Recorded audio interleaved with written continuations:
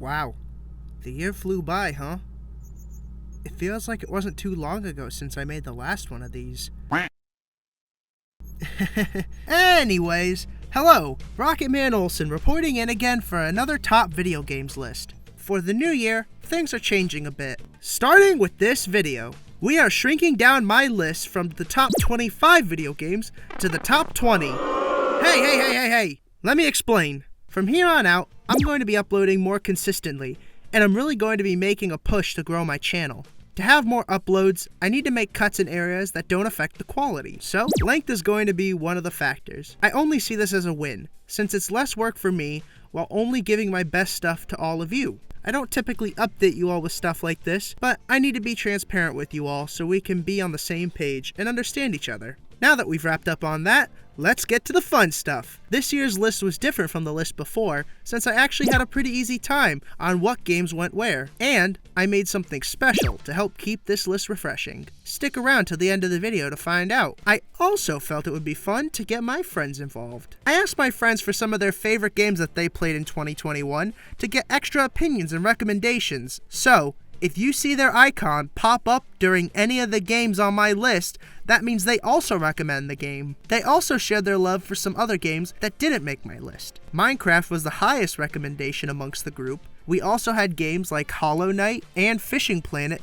that had multiple recommendations. We also had someone who recommended Garfield Kart, so I don't know how much you want to trust this one's opinion. Also, I figured it'd be worth mentioning my friend SCM129167, since every game he recommended was only enjoyed by him. I didn't have any of his games on my list, and neither did anyone else, so I wanted to give him a little spotlight, or else he wasn't going to be in this video. Okay, for those of us who have been here for at least 9 months or more, we know how I kick things off. Let's get to the honorable mentions, aka the weird stuff worth trying out. Our honorable mentions actually have a specific order this time, so starting at honorable mention number 5 is Duolingo. Duolingo isn't really supposed to be a game, but it feels like one. It's like a puzzle game where you're trying to memorize letters or words and then apply them to forming sentences. I've been learning Japanese with it for when I eventually take a trip to Japan, and it's been really cool how this puzzle I'm learning can be applied to real life. It's fun, it's free, it's productive, and I'm not sponsored by them. So Duolingo, if you see this video, talk to me. My number 4 honorable mention is Root. Root is actually an asymmetrical board game that goes up to 4 players with the base game and 6 with the expansions. It's my favorite board game right now, and I recommend this game for anyone who likes woodland creatures, being political, or feeling smarter than your friends after beating them. Did I just say it was a board game? Well, it's also a video game. You can buy it on Steam or the Apple and Android app stores. It runs really smooth and has helped me understand some of the rulings that my friends and I have argued on in the past. I just got the Riverfolk expansion, and it's like falling in love for the first time all over again. Letter Games, you guys are all geniuses. My number 3 honorable mention is Retro Bowl. This is a free phone game that has been treated with so much love and care that it is what I play almost all the time. Retro Bowl is a game that emulates the same type of gameplay as games like Tecmo Bowl, while making it even better. You only play offense, and to throw, you use touch controls to pull back and sling the ball downfield. While that mechanic is so smart on its own, it also has a franchise mode, and I am a sucker for a good franchise mode. It has drafts, coaching, staff management, facility management, and making decisions based on players' actions. If you want even more things like a replay feature, team customization, or weather, the full game is only $1. My number 2 honorable mention is VMK. Yes, VMK will always be on these lists. I'll reject a million 10 out of 10 games for VMK to stay on this list. I also recommend other Disney RPGs whenever I list this game, so Club Penguin, I guess. My last honorable mention is, and I always try to offer you all unique recommendations for the honorable mentions, so I hope you enjoy all of them if you give them a try. Now, let's get to the top 20. Number 20, Overcooked. I played Overcooked with a friend of mine years ago, and I always wanted to own it myself. My opportunity arrived last year when I was able to pick it up for only $2 on the Nintendo eShop, and I have been loving it. Overcooked is so fast-paced and exciting while being very simple. You're trying to do everything to get out one last order while not trying to burn your soup, but you don't know if you're gonna make it in time and things keep getting in your way. Move it, Dolores! This game is so much better with friends, but it has been kind of difficult to do that as of late, so I'll just have to play with myself. Wait, no, don't cut the clip! Number 19. Clubhouse Games, 51 Worldwide Classics. I really shouldn't even have this on my list because it's just a list of board games you get to play. But these classics are great games that are so nice to have in a bundle like this. Late last year, my wife and I were in California waiting to ride Rise of the Resistance, which if you don't know, is a really long wait. So, while we were in line, I had chess on my phone, and I showed her how to play until it was eventually our turn to ride. Now, we're both hooked on chess, and this game is the perfect excuse to relax on the couch and hear the satisfying sounds of the chess pieces hitting the board. Ah, yeah. Then, after we've had our fill of chess, we can compete in some 4 in a row. The aesthetic of this game is so pretty and cozy, and I look forward to playing it with my kids one day. Number 18! Pokemon Unite! I find League of Legends very boring and confusing, so I don't know why simplifying it and adding Pokemon suddenly does it for me. But it does. I've gotten to play with friends, and it is way better than playing by yourself. When you are with strangers, it's hard to feel like you earn the losses you get, and it's because of that fact that I stay away from the competitive mode. I know a lot of people don't like having characters behind a point unlock system, but without it, I don't think I'd be playing this game as much. I play because I want more money to buy that Pokemon I want to play as. And sometimes you can even earn temporary licenses of Pokemon to try them out just before paying for them with the in-game currency. Just be prepared to play for a long time before you unlock the next Pokemon. Number 17. Halo Infinite dropping for free last year was just the incentive I needed to get me playing.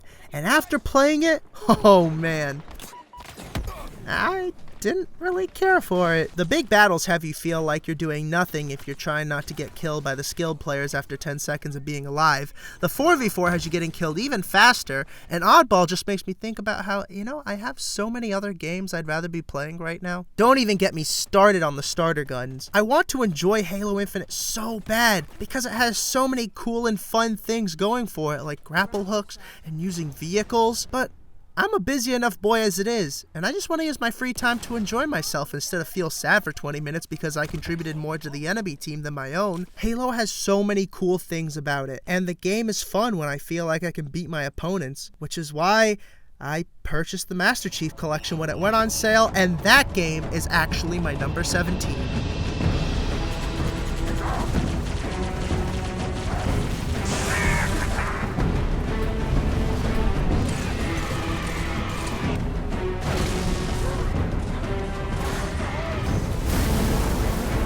I haven't gotten around to all the games in the series, but the games I have played on my own and with my friend Sorik have been a blast. It's a really fun game to play, and surprisingly a really good game to just turn your brain off while you just shoot things and talk about how your day went. And the crazy thing is I actually feel like I stand a chance in the online matches. I may wish it had grapple hooks, but the Master Chief Collection gives me the fun I was hoping for from Halo, and I am so glad I got it.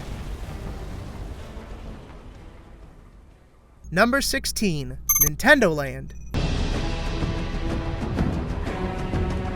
Last time I talked to you all about Nintendo Land, I just rambled on and on about some boring story that nobody cared about. So, this time, I'm going to mention the things I like about Nintendo Land, which is what I should have done in the first place. Almost all the multiplayer games are knockouts, whether it's competitive or cooperative. The art style is cute, and the graphics are beautiful. The music is charming and fun, and the ideas with the gamepad made the system seem not as silly when put into practice. This game should have had a sequel, and it probably will never get one. But I can keep its memory alive by playing the fun single-player games by myself and the fun multiplayer games with my friends.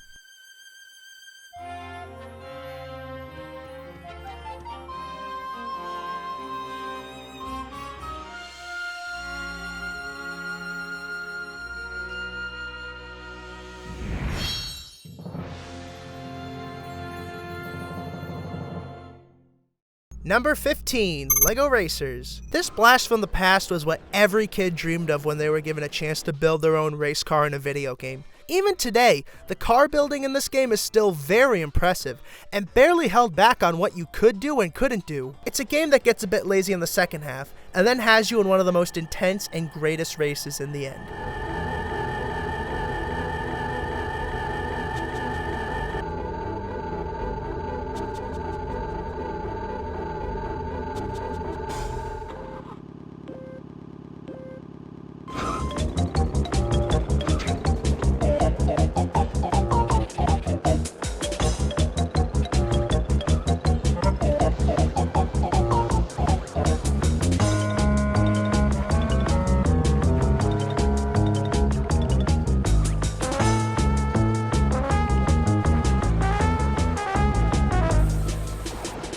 Beating Rocket Racer is the Mount Everest of video games. It takes so much dedication and practice, but when you get that perfect run right, you probably still have barely won, because you have to get first. Even if you beat Rocket, if you lose to any other racers, back to the start for you, idiot! But to have won, sweet satisfaction. Number 14, Digimon Cyber Sleuth. I started watching Digimon last year, and had planned to make a video on my journey of watching through the first season, but that took too much time, and it isn't what this channel is about. In summary, the card game got me into the show, and the show got me into the game. It's basically a modern version of the Digimon World games, and it is so awesome. I love getting to make my favorite Digimon, and watch it digivolve into another one of my favorite Digimon. I like the combat too, even if it is a bit simple. I also like how the game isn't afraid to be weird. And it's weird a lot. It may be a bit repetitive at times, but if you purchase Pokemon Brilliant Diamond or Pokemon Shining Pearl, or both, you're not one to talk, because you should take a long hard look in the mirror. You literally purchased a game that you've had since you were a child. I swear, if we all just played Number 13, Monster Hunter Rise. I've played Monster Hunter 3 before, and I was never able to get invested in it like I did with Rise. Maybe it's because Rise is considered the easiest in the series. Maybe it's because they added a lot more mobility options. Or maybe it's the only one that I could actually play with friends, because they actually purchased a Monster Hunter game this time. Regardless, I picked a weapon, watched a 30-minute YouTube video teaching me button inputs that I had no idea existed for said weapon, and practice. In time, I was a pro, and was taking on everything by myself. It was so satisfying to face so many new monsters and learn what made them tick, and it was so rewarding to upgrade my armor and weapons, and it was a blast discovering each map with my friends. I have so many good memories with Rise, and I'll always remember the time when Aldo, Rain, and Mr. Clean saved their homeland. Number 12 is DICE's Battlefront 2. So what I should say is that this was going to be the number 12 spot, and then when I was playing to get footage for this game, I stumbled across an interesting little predicament. I couldn't die, nor could anybody else on the map. And when I asked questions, I was told it was a hacker. I was told it was a bug. I was told it was a server issue. I was told many things, and everyone just argued about it in chat. And apparently, whoever is doing this, or whatever is doing this, is just spreading across the servers of the game. This means that anything I could say about the game at this point doesn't matter, because the game is actually unplayable right now. When I wrote this script, the last time I had actually played Battlefront 2 was probably around the time I was still getting footage for One Night on the Forest Moon. And then I played one game after that and thought it was just a bug when it happened to me and Commander Nate. I'm now realizing that this has been an issue for months and it still hasn't been fixed. Even though it has been addressed, nothing has changed. So while I do say that this is the number 12 game, in its broken state, no it's not. We're just gonna move on to number 11 and pretend that everything underneath it got bumped up. And that my number 20 is, I don't know, Garfield Kart, whatever. Number 11, Super Smash Bros. Melee. Melee missed my list last year, and it wasn't for any particular reason, other than that I had been all smashed out. Sometimes a break is good, and I have to say, this break was much needed. Melee is that old friend where things got rocky for a bit, and we didn't really talk much, but now that we've both grown, we're pals again, and we reminisce about the past we shared. All the sleepovers, times that I had to leave the GameCube on because I didn't have a good memory card, and the victories unlocking all it had to offer. Melee is, and always will be, one heck of a game. Number 10, Breath of the Wild. I don't know what you want me to say anymore. It's the best Zelda game ever. It's phenomenal. Let's keep this list moving. Number 9, let's do it again, baby! Marvel vs. Capcom 2. New Age of Heroes. How many of you guys saw that new Spider-Man movie? It was pretty good, right? I really loved the part when number 8, Dokapon Kingdom. One of these days, I am gonna finish Dokapon Kingdom with my friends. And when I do, I will make a video of it. And until then, oh, hey, look, is that number 7? Number 7, Team Fortress 2. Once the king of my list, Team Fortress 2 naturally slid down a bit due to the lack of new things. Regardless of that, it's a fantastic game that I still love to play, and it's getting some new stuff, like cosmetics. And that's it. Number 6, Civilization 6. This could be considered the most complex and intricate board game ever made in a sense. So much of what needs to be managed is pretty much kept moving along by a computer, like your money, science points, and culture points. I love the feeling of taking my small city and turning it into a massive tourist empire for all to gaze upon. Look at my theme parks, observe my cinemas, visit my natural wonders of the world. Other countries quake at the fear of their people leaving for my paradise, fueled by capitalism. Mickey Mouse is nothing but a rat with pants when standing in the presence of my institution. Disney owns Marvel and Star Wars? Well, I own Disney now. Shine my shoes, you filthy peasants, and pay $10 for a single churro. Number 5, Mario Party Superstars.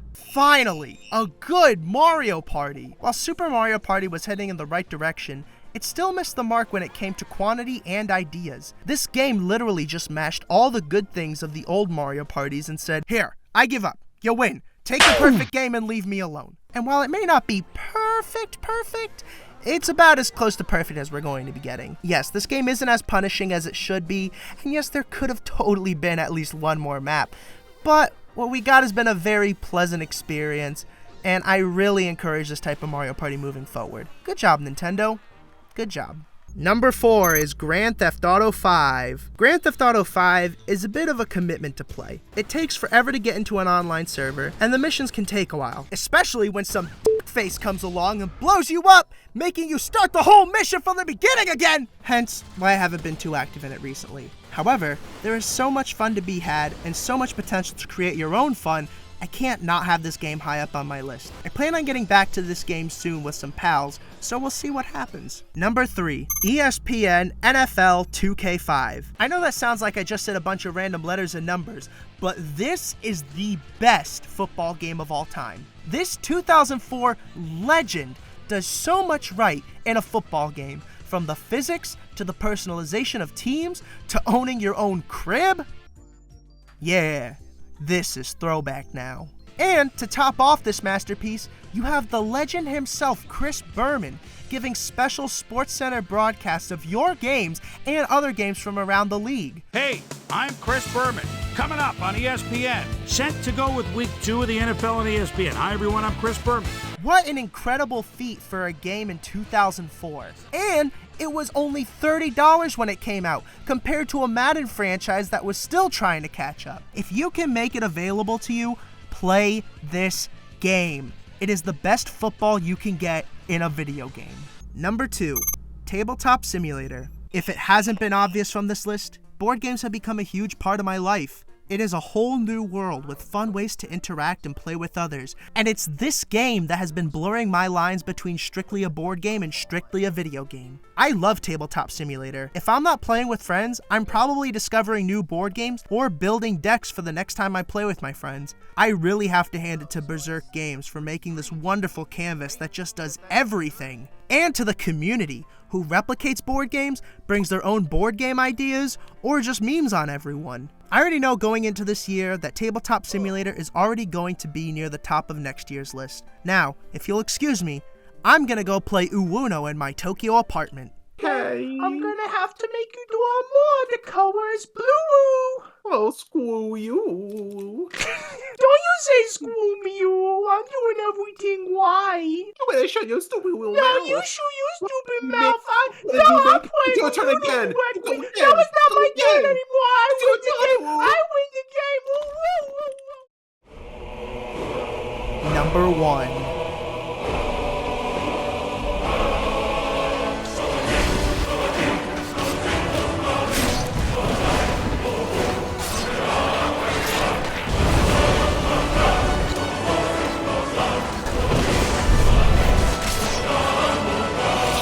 fun fact, I've never really played Skyrim until this year. I always got lost or would just lose interest, but something got my attention about it this time. I couldn't tell you why, but before I knew it, I was playing this game every day, whether it was just to finish a quest that piqued my interest, or to build up my magic meter, so I could summon a fire lady to rain hellfire upon my enemies, because I'm a master wizard now! Eat shit, Harry Potter! And I'm not saying I want my games glitchy. If it's interesting, and it holds itself together for the most part, I'm fine with that. It's crazy that this has become my #1 game, because I usually gravitate more toward multiplayer games, but Skyrim's story, fun weapons, music, and wonder has won me over in the end. And that is some of the highest praise I can give a game. And now, for my video game Hall of Fame. Some games are fun for a while, and some are fun forever. These games have cemented their status in my mind as works of art, and instead of constantly putting them in my list, I figured they can sit here in the glory of my Hall of Fame. Welcome, games, to immortality.